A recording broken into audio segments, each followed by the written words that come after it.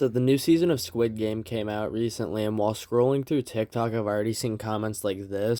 And honestly, I don't know how some people come up with this kind of shit, because I've come up with some pretty fucking crazy sayings and phrases over the past couple years, but I just don't know how somebody came up with that, then commented it. But anyway, let's get into today's story time. So this one takes place just last week, and it was a pretty normal day for me. I woke up at like 1 in the fucking afternoon because winter break has my sleep schedule all fucked up. And I was just kind of, chilling in my house, playing video games, smoking some weed. Low-key being a fucking bum, I'm not gonna lie. And my one buddy Alvin hits me up and he's like, yo, do you got like a gram or two I can buy off you? I was like, yeah, I got some I can sell you later. And he's like, all right, bet when. I was like, come down around like 7 or 8, and he's like, okay, bet, I'll see you later. I was like, okay, bet, see ya. Then I just proceeded to go through the rest of my day like normal. Then it hit like 7 o'clock, and then Alvin texted me. He's like, yo, I'm on my way. I was like, okay, bet, see ya. And like 5 or 10 minutes went by. He pulled up. He was with our one other friend who we'll just call Dante, and I dapped them both up. I got the weed out for them. I sold them 2 grams for 25, which pretty fair deal, I think. And we proceeded to just hang out for a little bit in my room after. I rolled up a little J with the weed on my tray, and they grinded up some weed and packed it in my bong, smoked that a little. And we all just listened to music, smoked, hotboxed my room pretty fucking decently, and we were all around just having a pretty good time. And eventually my mom walks back, knocks on the door, and then after we tell her to come in, she walks in and she says, hey, I got pizza and lava cakes, and she handed me the box. And let me tell you, me, Alvin, and Dante were eyeing up this box of pizza and lava cakes, and there were three lava cakes in the box, so each one of us got a lava cake, and we're pretty happy. And we all just started munching the fuck down on our food. We went through the pizza and the lava cakes pretty fucking fast, and from there we eventually just start discussing what we were gonna do next, and we decide on using the app Random Nautica to go find creepy shit. And if you don't know what Random Nautica is, essentially it's just this app that sends you to like abandoned buildings or just creepy shit in your area. And some people have found some pretty horrifying shit coming up on it, so I don't recommend going and using it like we were trying to do. But eventually we do decide on that, and low key, I'm a bitch when it comes to driving, so I didn't want to do all that driving. And my one buddy, Seamus, I'd really wanted to hang out with. I love fucking hanging out with him, and he basically was the designated driver when I didn't want to drive. So we hit up Seamus. I was like, yo, we're gonna come pick you up at your house. He's like, okay, bet, just tell me when. I was like, okay, we're gonna go warm the car up and we'll be over to go get you.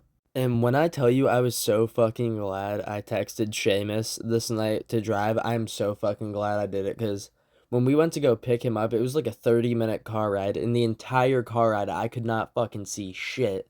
It was just foggier than all holy hell. Like, I don't know if anyone knows like that movie with the grocery store and like all the fog, but that's what it fucking looked like to me. And it was insane. It was difficult to drive, and I could barely see like 5 feet in front of me, and it was just awful. But eventually we did get to Seamus's house, and I pulled into the driveway, hopped out of the car, and he came outside. I said what's up to him, and we did a nice little like seat swapper where Alvin hopped in the back seat, I hopped in the passenger seat, and Seamus hopped in the driver's seat. And he just asked us what the plan was, and we basically just gave him the rundown on the whole like random Nautica plan. And I just proceeded to start pulling up coordinates, and I had like 6 different coordinates of places pulled up. And the first place we went to, we couldn't fucking access because it was on private property, so we were a little disappointed. But we got back in the car and proceeded to go to the second location. And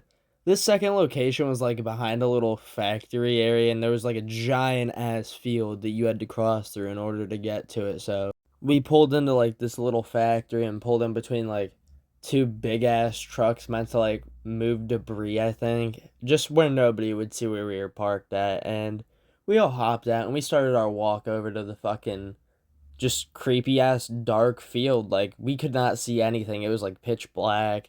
None of us turned our flashlights on for the thrill of it. Well, eventually we did turn our flashlights on because it got really fucking creepy. But we just started walking through this field, and Let me tell you, so many cars drove by on the dirt road next to this field, and every time they did, we'd have to turn our flashlights on. Thankfully, we all had hoods, so we could just put our hoods up. But anybody who drove by us just saw like four taller figures just creepily walking or standing in a field because some of the times we would just stop dead in our tracks and stand there and watch the fucking cars drive by.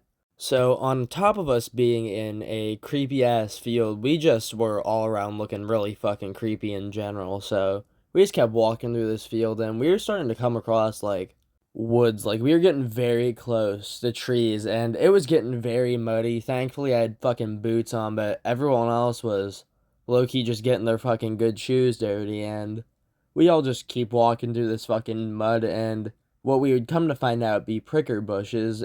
And you wanna know what we found when we got to the fucking location that Random Nautica gave us?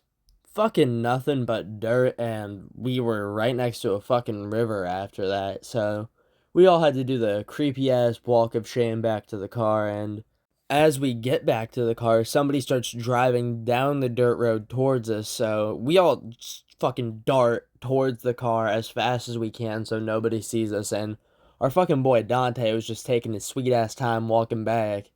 And eventually we all hop in the car, wait a minute for the car to drive by, and we all discuss what we're gonna do, and we decide that some of us are gonna get food at the little like gas station restaurant, then put some gas in the tank so we can go do other dumb shit and find other abandoned shit. But we weren't entirely sure as to like what we were gonna go explore because Random Nautica was low key being balls at the time, not giving us good locations or good shit, so the discussion of maybe go visiting the bunkers, which I've talked about in previous story times, came up. And so we had decided on that's what we were going to do. We were going to go visit the bunkers after filling up on gas. So we eventually pulled up to this little gas station. I went in with Alvin and Dante to go get some food, and Seamus came in following behind us. And I ordered my food, just got some mozzarella sticks, and that's when I started getting a phone call. And I look down, it's my boy Noah that I've talked about in previous story times. And he just asked me if we can come pick him up and drop him off there, and that he already has a ride home, basically. So I was like, yeah, me and Seamus will be down to come get you. I was like, Alvin, Dante, can you guys wait for my food? They're like, yeah, we got it. And so me and Seamus leave to go get Noah, and Seamus forgot to pull up to an actual fucking gas pump when we got to the gas station, so we had to stop by like this little mini mart by Noah's house to get some gas. Then we proceeded just to scoop up Noah, turn around, and go back to the gas station. And we got there. I was really praying that Alvin and Dante hadn't eaten my food, and thankfully they hadn't. Noah thanked us for picking him up and dropping him off here, and I ate my food. Dante and Alvin finished theirs, and we all dipped and went to the bunkers. And the roads did not get much fucking better after I got done driving on them. They got much foggier on the way to the bunkers. Like, even Seamus, who's actually good at driving, was struggling on the way there.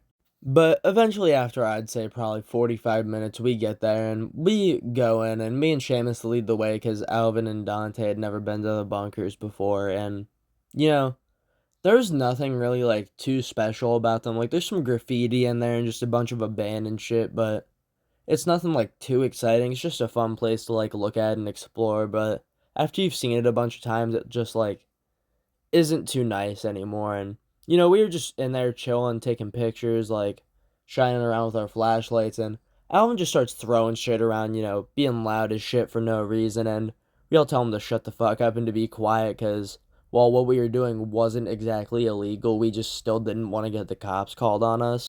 And eventually, after just more looking around and like doing dumb shit, we decide we're gonna dip and just go down the line of taking everybody home, starting with Seamus. And it was a fucking like I think 50-minute drive to his house from the bunkers, and we were not prepared for this car ride. Like my high was wearing off. I think everyone else's high was wearing off, and I don't even think Seamus was high when he came out to the car at all. But we all just did this car ride. Dante and Alvin were kind of just chilling in the back, being quiet. Alvin had his headphones on and was probably just scrolling TikTok.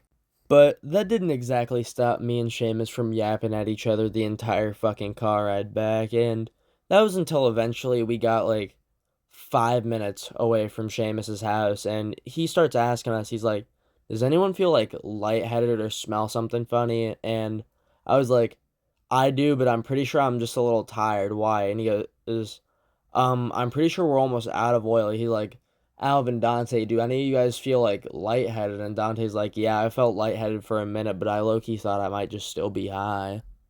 So after hearing what Dante had to say, Seamus decided he was going to pull over on the side of the road, turned on our hazards real quick, and he got out, popped the hood, and he started checking the oil. I don't know exactly what he was doing to figure this out because I don't know cars. Get off my back. I didn't take driver's ed, and Seamus is going to teach me about cars, so I'll be okay in a couple of months at least. But he started checking our oil, and he came back and he's like, when was the last time you guys had an oil change? I was like, I don't know. My mom didn't tell me because it was my mom's car.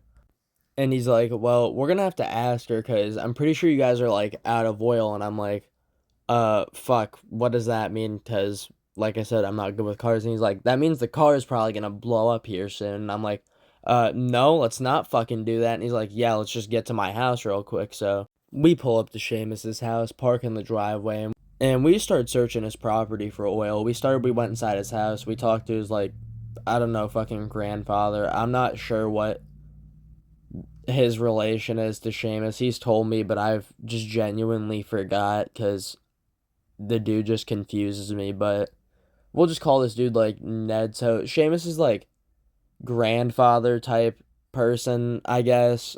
Was in the house and we started talking to him, and dude was in his fucking underwear and only his underwear, and I could have gone my entire life and had not seen that and probably been completely okay with myself, but just genuinely got scarred for life after seeing Ned in his underwear. And we just go start looking around. There was no oil in his uh room anywhere, and then we start going looking for oil in other places, and I think we found oil. It was in the shed, and we took it back up. We also took some of Ned's gas, but we didn't tell him about that. And we start going and we start trying to put the oil in the car, but because all like the pressure buildup where the oil goes, we couldn't get the fucking cap off to put oil in. So we essentially just had to like sit there and wait for that to cool down, wait for the pressure to go down before we could even put oil in. And at this point, it was already like 11:30, 12 o'clock, and I started calling my mom and I was like, please like teach me these things. Like I need to know about the oil changes and shit in the car. Like these are things you need to help me prepare for. And she's like, well, what the fuck happened? Where are you guys? And I'm like, we're over at Seamus's house now, but we fucking ran out of oil. And she's like, are you gonna be able to get home tonight? And I'm like, yeah, we'll be fine. We just gotta wait for the fucking pressure in the oil tank to go down. And she's like, okay, I'm going to bed. I'll leave the door unlocked for you when you get home. And so now all four of us just start fucking playing the waiting game of waiting for the fucking pressure in the tank to go down. And not 1 hour goes by. And not another fucking hour goes by, but almost 3 fucking hours goes by before this fucking pressure goes down. So we're probably like, I would say on hour two of it not going down. And eventually Seamus is just like, you know what? I'm gonna go get some of Ned's weed and we're all gonna go smoke in my truck. And Seamus's truck had been broken down for some previous issues we're not gonna get into it today, but we all waited outside of his truck and he went inside, went upstairs, and he came back down and had like this giant medicine bottle of just a bunch of fucking weed. And we all hopped in the truck and started fucking hotboxing that bitch. Like, hang on, I'm gonna throw a picture up on screen real quick. Look at this fucking hotbox masterpiece that four fucking extremely pissed off and annoyed people pulled off in a truck together. And it was just so beautiful. And by the time that we had gotten out of the truck, the pressure still hadn't fucking gone down, and we had just like we were ready to like throw in the white flag and like turn in for the night. And Seamus starts fucking around with like the base of my engine and like hood, and he's like, "This is the stupidest design flaw ever." And he pulls up, and the fucking cap comes up with the one part of the hood. I don't know if you can see in the thumbnail, like the really fucking flat part of the engine, and we proceed to start fucking putting the oil in after we get really annoyed. And Seamus gives us the rest of the weed that Ned had given him, and we all eventually go home. I had to drive Dante and Alvin still, but they were just going over to my house with me because they still had stuff to grab. And on this drive home, I was fucking baked, and it was like probably 2 in the morning when I was driving home, and the highway had fucking nobody on it. It was just so peaceful, but I would say that was probably one of my like funnier story times. It was definitely so fucking inconvenient for me, but it definitely gave me a good piece of content for you guys. And if you like today's story time, drop a like, comment, subscribe, and just tell me what kind of story times you guys would like to see from me in the future. And I'll see you guys in the next video.